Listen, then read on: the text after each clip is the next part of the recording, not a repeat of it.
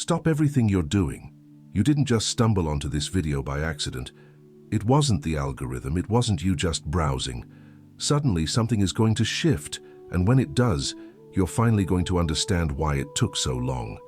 There is a message written with your name on it from before you even had a name, and it hasn't been delivered yet. You are here because it was time. Stay with me until the end. Before we're done, you're going to receive the protocol that activates what was written about you before you were even born. There's something you've been feeling that's hard to explain to anyone who isn't living it.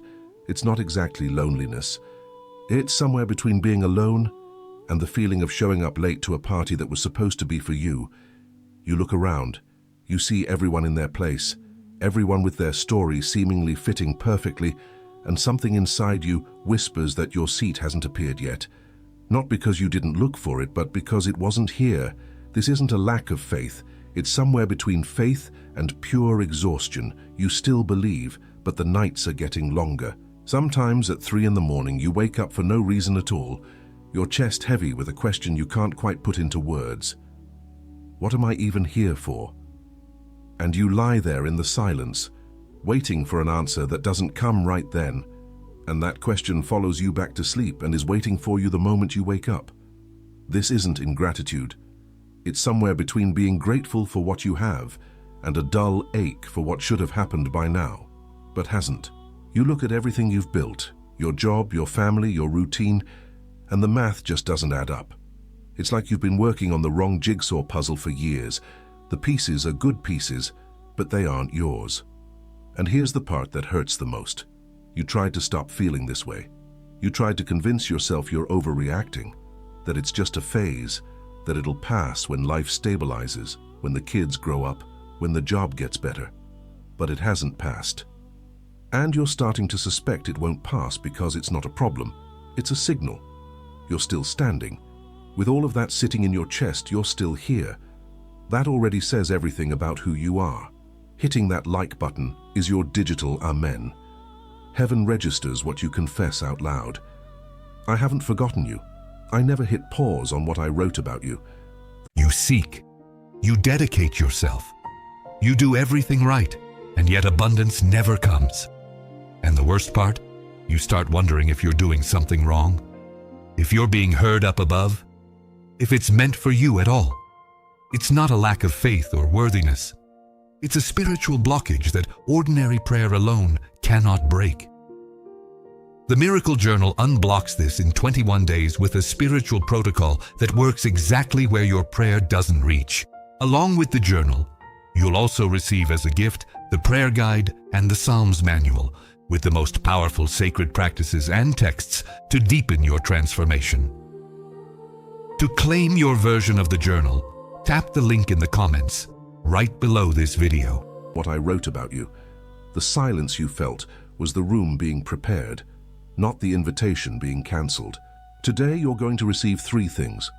First, the spiritual truth about that void you carry, because what looks like an absence of purpose is actually the clearest sign that the purpose exists, and it's bigger than you were willing to imagine. Second, a 3-step protocol you can start today to begin walking in what was written about you before you were born. Third, a declaration, not a generic prayer, a specific declaration over your life that you're going to carry with you when you get up tomorrow, and it will be different from anything you've ever received. Stay until the end. Don't break the connection. Close your eyes for a second if you can. Or just look away from the screen for a moment. Breathe. There are signs all around you pointing toward the mission that hasn't been fulfilled yet. You gave them other names, but I'm going to tell you what they really are. The first sign is a restlessness that has no address. You're in the middle of a conversation, a meal, a completely normal day, and this restlessness rises up from inside for no reason at all.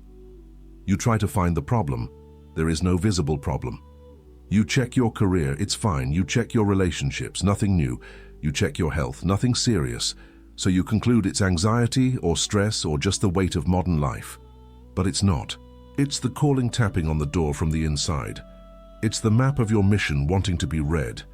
And since no one taught you how to read that kind of map, you've been trying to treat as a symptom what is actually a sign.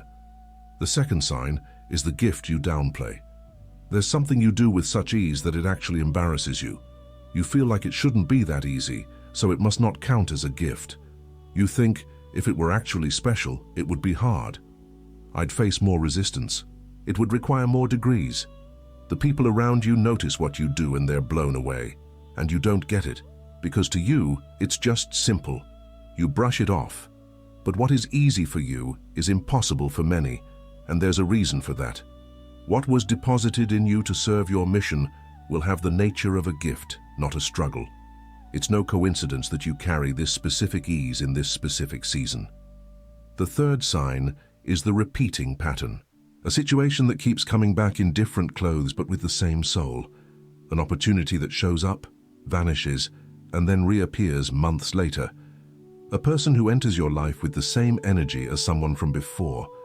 You've called it a coincidence, or bad luck, or just fate, depending on your mood. In reality, it's heaven's script trying to get you into the right scene, and you, not recognizing the cue, keep walking through the same door thinking it's a dead end. The pattern isn't a punishment, it's an invitation. The fourth sign is the off-timing connection. Someone entered your life at a moment that seemed completely wrong. You didn't have the space, it wasn't the right time, it made no strategic sense. Logic said, not now. But that person stayed. Or they left and left something behind that stuck. A conversation that shifted a core belief. A phrase you're still thinking about today. That wasn't an accident. The chosen are connected on heaven's clock, not the human calendar. When a connection arrives at the wrong time and insists on staying, don't discard it. The fifth sign is the resistance right before the breakthrough. Every time you're about to move forward on something that actually matters, a disproportionate barrier appears. Something tiny turns into a massive problem. Everything starts going wrong at once, right at the moment you were about to move. You read that as the universe saying no, but that's not it. It's the enemy identifying what you haven't yet. That this step is real, it's a threat to everything he's built, and it has to be blocked before you advance. The intensity of the resistance is proportional to the threat your progress represents. A giant wall is the sign of a massive step. Now tell me, how many of these signs are happening in your life right now? Type "free" in the comments if this word reached you. Close your eyes for a second. Take a deep breath. What I'm about to tell you won't work if your attention is divided. I want to tell you about two men who carried the same weight you're carrying right now. The first is Jeremiah. Before Jeremiah spoke his first word of prophecy, before any public mission was declared, before any visible sign of a calling appeared to those around him, God told him something that came before everything else. Before I formed you in the womb, I knew you. Before you were born, I set you apart. It was a declaration of priority, that the calling precedes the birth, precedes the talent, precedes the history. Jeremiah responded with the only human thing possible. I don't know how to speak, I'm too young. He was saying, look at what I'm missing. I don't have enough, I'm not ready. And God didn't argue with his insecurity. He didn't list Jeremiah's skills. He didn't show him a development timeline. God simply said, go, I will be with you. What makes Jeremiah different isn't his ability. It's that he went while he was still doubting. The mission didn't wait for courage to show up first. The courage showed up later, on the road. The second is a composer who left an unfinished symphony in a safe for 20 years. Not because he didn't know how to finish it, but because he thought no one was ready to hear it. He had the work. He had the conviction that it was real. But he spent 2 decades waiting for the right moment, the right audience, the right acoustics. When the symphony was finally performed, the audience sat in silence for 40 seconds before they started to applaud. It wasn't a silence of confusion, it was a silence of absorption. The conductor said later, this work wasn't late, it was waiting for the right acoustics. You aren't late, you're waiting for the right acoustics.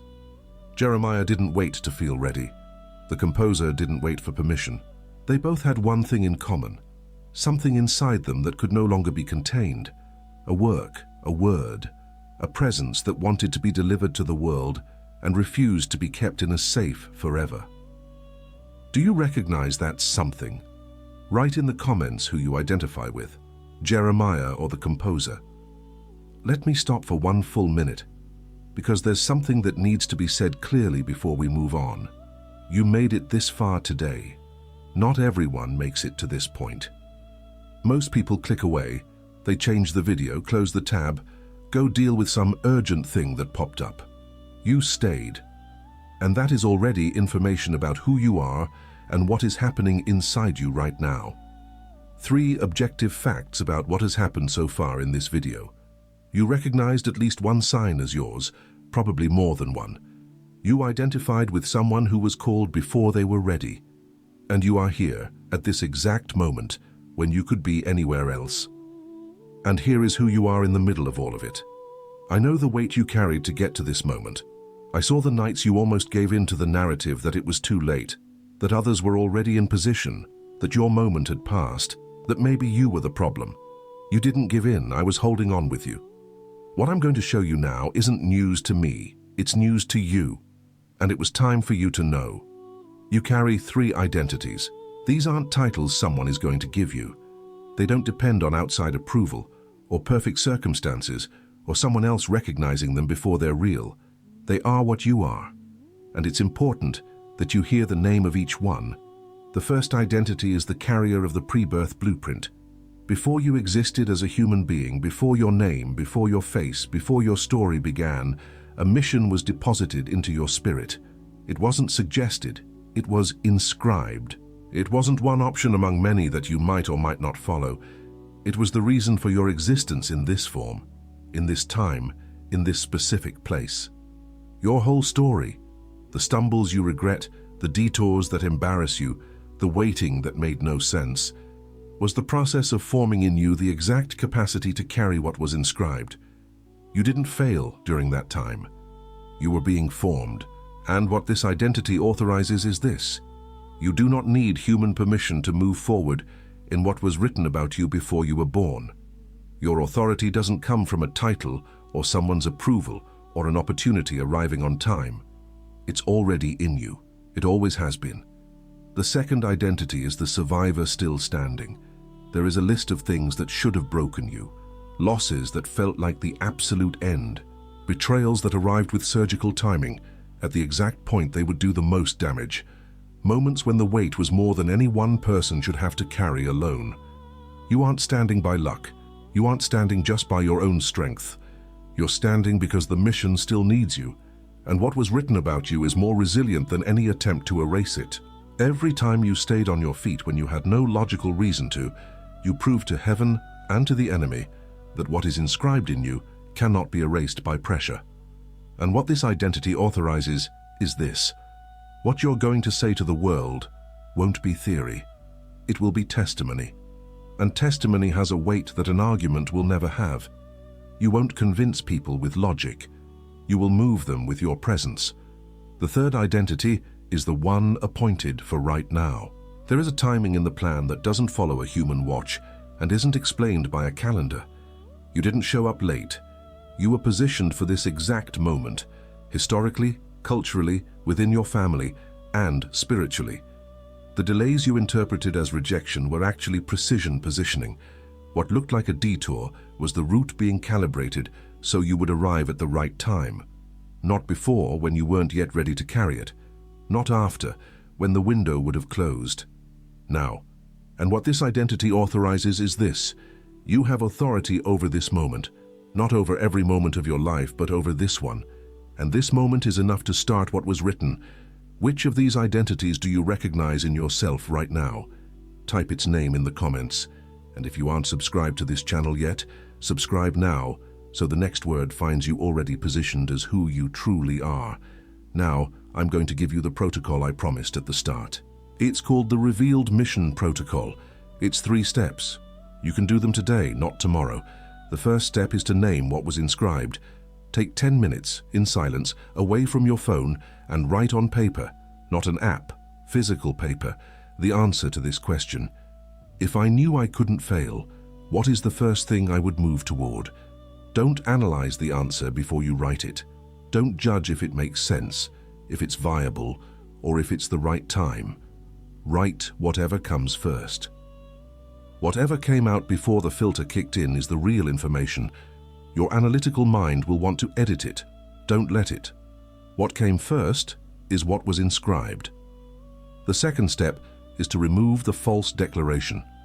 There is a sentence you say about yourself, maybe out loud in conversations, maybe just internally in the privacy of your own thoughts, that directly contradicts what was written about you. Something like, "It's not my time yet. I'm not smart enough for this. The window has passed." Write that sentence down, look at it, then draw a line right through it, right next to it. This was a human interpretation of the plan. The plan hasn't changed. This physical act has spiritual weight. Don't skip it just because it seems simple. The third step is to make a move today, a physical, small, concrete movement in the direction of what was inscribed, a message sent to someone who could open a door, an application submitted for something you've been putting off, a conversation started that you've been avoiding, a file opened that's been closed for months. The move doesn't have to be big.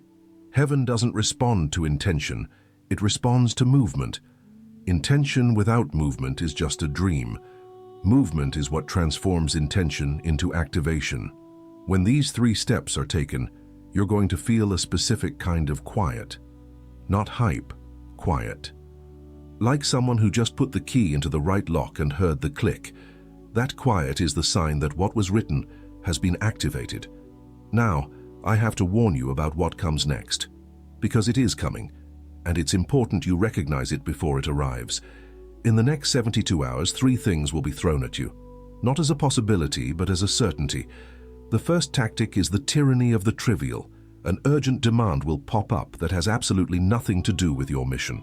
A tiny crisis that will demand all your attention and all your energy the exact moment you are about to move.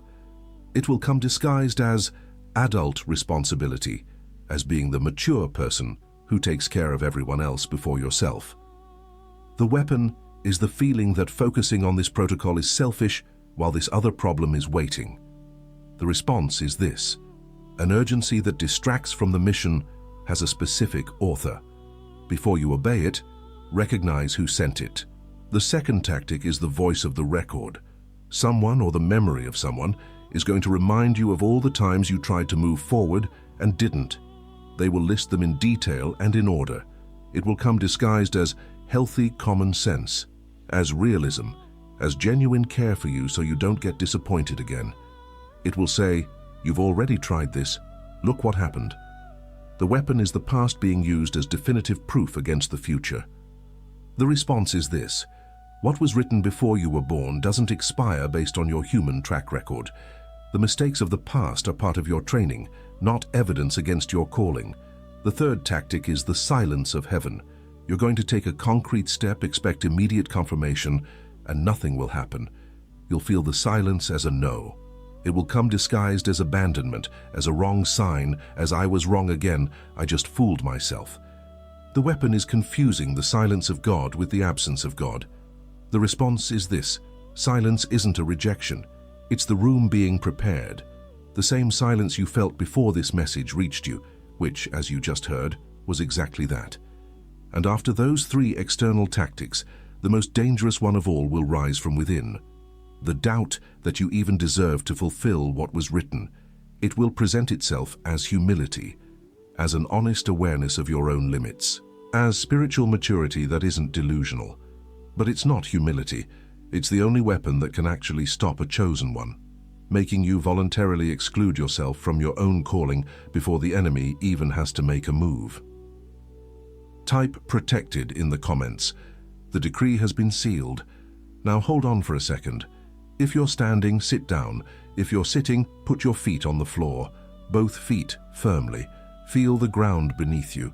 Breathe once, deep and slow. Mentally drop the weight of every wrong interpretation you've carried about who you are and why you're here. The "maybe it's just not for me." The "my time is over." The "I don't have what it takes." The "others were chosen, but not me." You don't have to carry those stories anymore. They weren't yours. They were just assigned to you, and you can leave them right here. I saw those 3 in the morning moments when you woke up unable to name the pain. I was there in the silence of that dark room. I saw when you looked at what you built, and the pieces didn't fit. They didn't fit because it wasn't the end, it was the middle of the story, and you were reading it like it was the final chapter. I saw when you tried to stop feeling the call because it was easier than continuing to endure the weight without a visible answer. You tried to stop, and you couldn't. It wasn't in your power to stop what I inscribed before your birth. Listen clearly to what I am saying right now in this moment. The mission I wrote for you before you were born has not yet been fulfilled. Not because you failed, not because time ran out, not because I changed my mind, but because it wasn't the time yet. This is the time, and you are exactly where you need to be to begin what was written. You are covered, you are positioned, you are authorized. Amen. Type down in the comments if this word was for you. Now think of one person, one specific person, who also woke up at 3 in the morning unable to name the pain, who also looks at what they've built and feels like the pieces don't fit, who also tries to stop feeling the call and can't. Send this video to them right now. Don't wait until later, or when you remember, or when it's convenient. Now. And if they want to go deeper, the link is in the first comment, waiting for them just like it waited for you. The next video is going to reveal what happens when the chosen finally moves forward, and why the moment of breakthrough is always preceded by the greatest attack. It is done. You are not the same person you were when this message started. You seek. You dedicate yourself. You do everything right, and yet abundance never comes. And the worst part? You start wondering if you're doing something wrong, if you're being heard up above, if it's meant for you at all. It's not a lack of faith or worthiness. It's a spiritual blockage that ordinary prayer alone cannot break. The Miracle Journal unblocks this in 21 days with a spiritual protocol that works exactly where your prayer doesn't reach. Along with the journal, you'll also receive as a gift the prayer guide and the Psalms manual with the most powerful sacred practices and texts to deepen your transformation. To claim your version of the journal, tap the link in the comments right below this video.